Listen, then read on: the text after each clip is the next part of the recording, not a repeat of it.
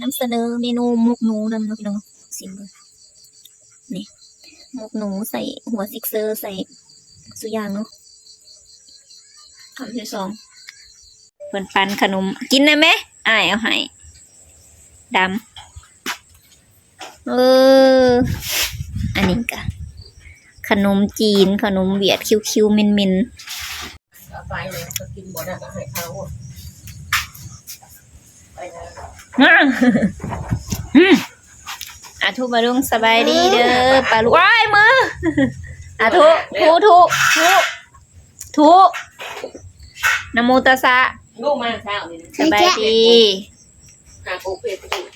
สบายดีเด้อพ่อแม่พี่น้องเบิดสุขคนเนาะมื้อนี้กับพวกพ่อกับซ่องสวงเส้นเก่าเส้นเคยสิมาแกงเฮ็ดเด้อมื้อนี้พี่น้องรีวิวเฮ็ดหยังก็เฮ็ดก่อเฮ็ดเผิ่ง โอ้ยล่างอยู่ล่างเฮ็ดดินเฮ็ดแป้งเฮ็ดโต เอาให้มาแล้วผัดไปกินเองเฮ็ดเผิ่งพี่น้องสิทำการล้างเฮ็ดเนาะมีเฮ็ดละโงกแล้วก็เฮ็ดอันนั้นเบิ่งให้เบิ่งก่อนนี่เฮ็ดก็ได้เดี๋ยวให้ถ่ายให้เบิ่งก่อนแล้วสะโพงสิล้างนะพี่น้องเนาะสิล้างเฮ็ดก็เฮ็ดละโงกเฮ็ดอีหยังแหน่ก็บ่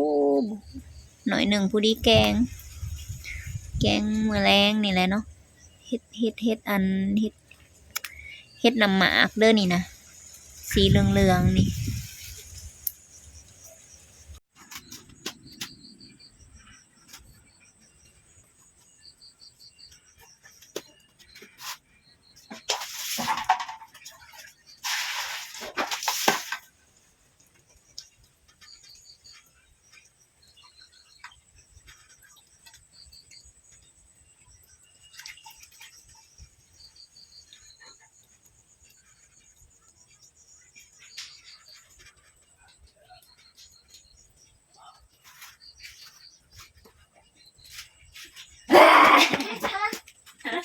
ยังน่ะนะโอ้มันขาดเด้อเอามาพี่เอามาพี่มาให้ปลาลูกเบิ่งวาวนะ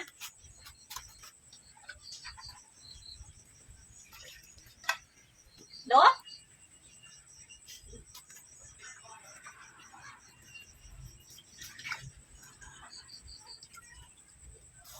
เฮ็ดละโงกกระเถาเลยพี่น้อง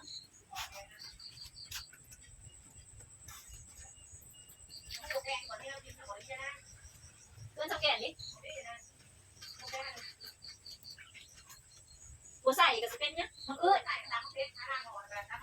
มาบวชนี่เบิร์ดแต่ว่ามาบวชบูมันแก่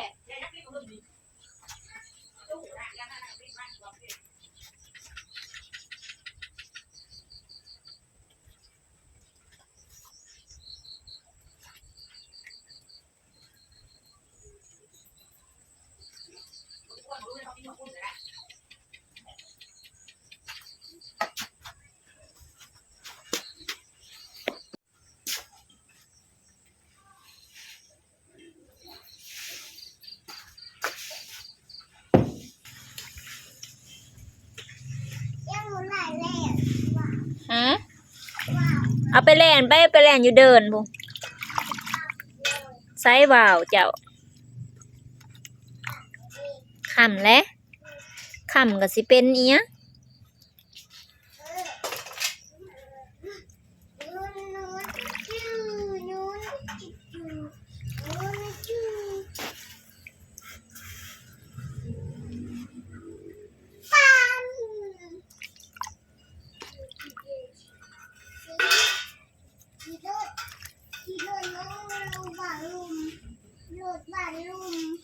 โหลดบรรลุม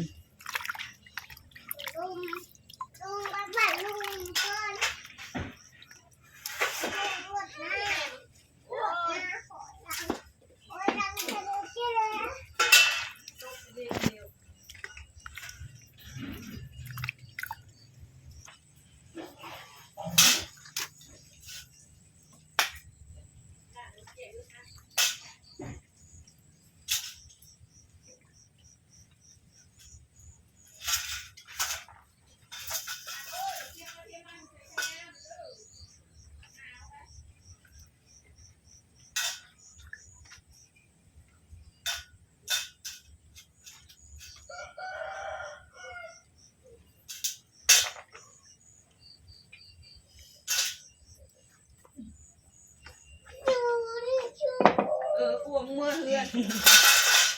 โอ้ยวัดมือแบบกินปีโป้เจ้าสลัดได้นั่นแหละนะสลัด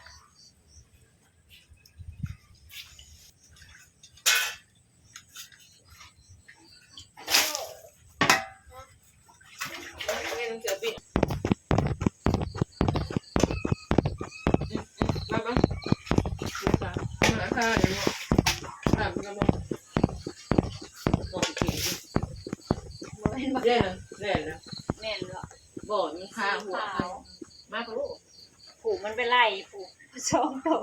คุณพอ หน่อยมาสีขาวสองตัวมาบาบูได้นะ เรียกว่าว่าปิ่นกับร้านมันเปื่อย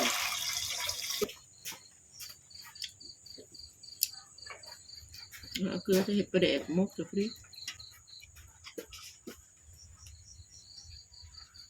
ลงเลยมัน หมอคนลงเลยหมกนั่นดอกไง อ้วนไป มากไปทั้งหมดกามองก่อนบอกพี่หายเราเพื่อนแต่ไม่เอาไปถึงหรอกตามมึงจะหาหาที่ พอใส่ ไม่ก็ไม่ท้องอ่ะ ใส่เครื่องหมักเขาบอก ว่าเอากับหัวเพื่อนใหญ่ราคากระปุก น้ำหยาบมันบ่กินเนาะอะไรแล้วมั้ง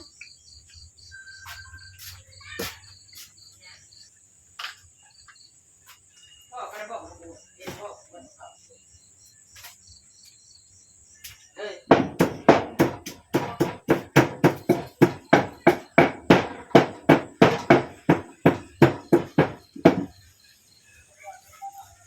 ถ้ามันทำบอกกินแล้วให้ทำงานเรื่องกระบุกกระบาลเรื่องแบ่งเอาแล้วให้ทำกินแล้วบอกกิน ใช้วาวนะทูปลาลุงนะสบายดีปลาลุงเอามาแต่แซนเอามาวะเล่นนะไม่พวมมันอันนี้นะพวมมันลมมาเนี่ยเอามาเล่นนี่เล่นเลยนี่มาเล่นวาวมาไปยักตัวใส่มายัก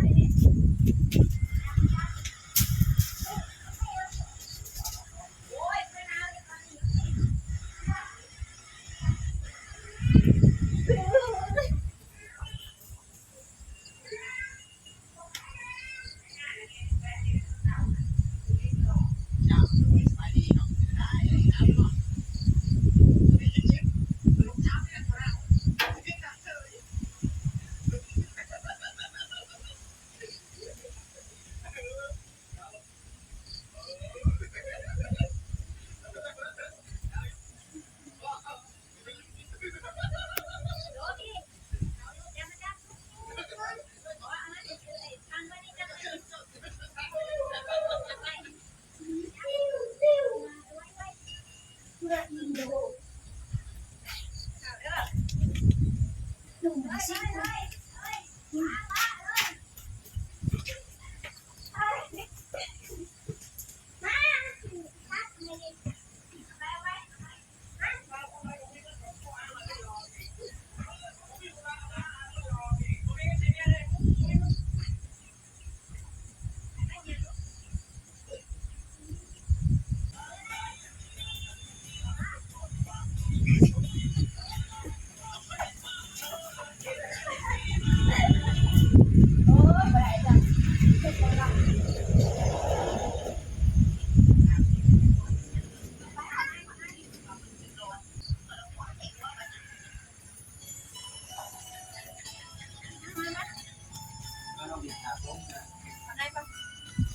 โอเคช็อกโกแลตปลาลุง ว้าวโอ้ยแลนว้าวมาหนาวโอ้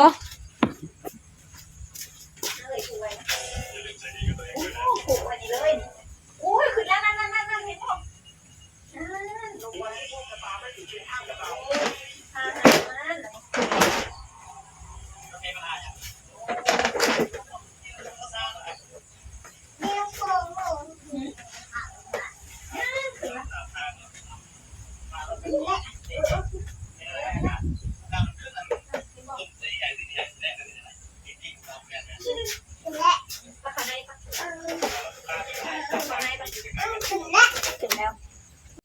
รีวิวบรรยากาศโซนนี้เนาะพี่น้องเนาะฝนก็ยังบ่ทันได้เบิดอยู่ตอนนี้ก็เป็นเดือน11แล้วเนาะอีก10 ปลายมือก็เป็นเดือน12แล้วแต่ยังมีฝนอยู่เนาะบรรยากาศก็ลมอากาศก็เริ่มเย็นแล้วก็ลมแล้วแต่ว่าฝนน่ะยังบ่ทันได้เซาตกอยู่บ่ฮู้ว่าเป็นหยังเนาะแล้วก็ตกเรียกก็มื้อก่อนน่ะก็ฝนตกลิ้นบวกกับลมหนาวเนี่ยแล้วก็จนสะบั้น ตอนนี้สะพงกะนั่งเผาแกงเฮ็ดเนาะวันนี้พอเพิ่นไปหางัวบ่เห็นเนาะพี่น้องงัวบ่เห็นแล้วก็ไปเลาะหางัวแล้วก็หาเฮ็ดพร้อมแล้วก็ได้มาสั่งมันสะพงล่างอะไรบ่หลายปานใดเป็นเฮ็ดกอเฮ็ดละโงกเฮ็ดน้ำหมากเนาะสะพงก็เลยแกงกินผู้เดียวก็เจ้ากินเบิดแล้วเนาะน้องนุ่งก็กินแล้วอะไรกินข้าวปุ้นข้าวปานมื้อนี้ก็เฮ็ดข้าวปุ้นอีกแล้วพี่น้องสะพงก็อยู่ตลาดน่ะก็กินข้าวปุ้นเนาะบ่เกตเพิ่นได้มาแต่เฮือนพี่น้องเพิ่นแล้วก็แบ่งให้สะพงก็กินข้าวปุ้นตอนเช้าๆหาก็กินข้าวเปียกบ่ได้กินข้าวเบิดมื้อกินแต่แป้งแล้วตอนนี้ก็นั่งเผาหม้อแกงเฮ็ดอยู่แกงเองกินเองเนาะแซ่บบ่แซ่บก็กินเลยพี่น้อง บรรยากาศกันหนาวๆเนาะกินข้าวแล้วก็สิไปอาบน้ำแล้วก็สิเข้านอนแล้วตกคันไม่มันห่อนเนี่ยก็เลาะย่างเล่นเฮือนนั่นเฮือนนี่ แต่ว่าบรรยากาศแบบนี้เนาะไปใส่บ่ได้มื้อนี่ก็เริ่มเย็นแล้วเย็นมันเป็นน้ำมันบรรยากาศแม่เพิ่นก็จักได้พี่สังกินเฮ็ดนี่ก็ต้มเฮิงแน่เพราะว่าบ่ฮู้ว่าเฮ็ดอิหยังเฮ็ดซ้ำมาปีเนาะเฮ็ดรวมมิตรพี่น้องเฮ็ดรวมมิตรแล้วก็เลยต้มเฮิงแหน่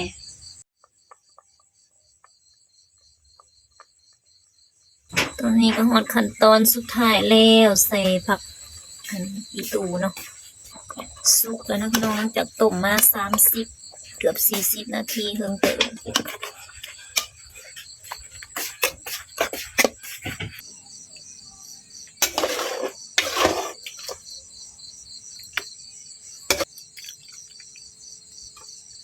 นำเสนอเมนูหมกหนูนำเนาะพี่น้องเนาะ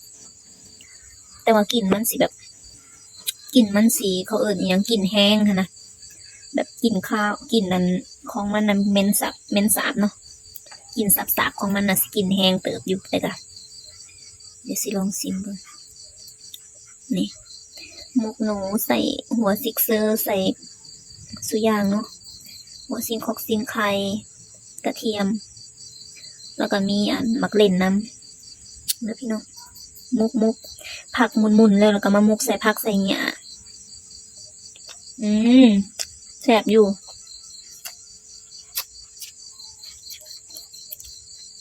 มุกหนู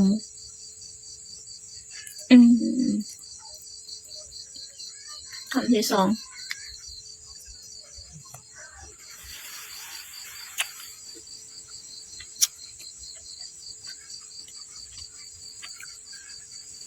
หนูเป็นหนูหนูป่าหนูผุกหนูบ้านบ่กล้ากินเนาะมันบ่แซ่บมันบ่สะอาดคือหนูหนูอยู่ป่าเนาะ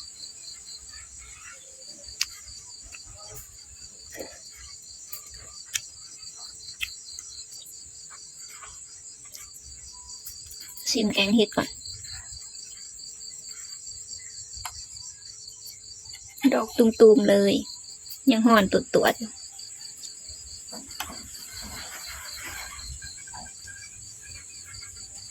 ได้ยินเสียงลมบ่พี่น้องแกงเห็ดกะจังเลยเนาะ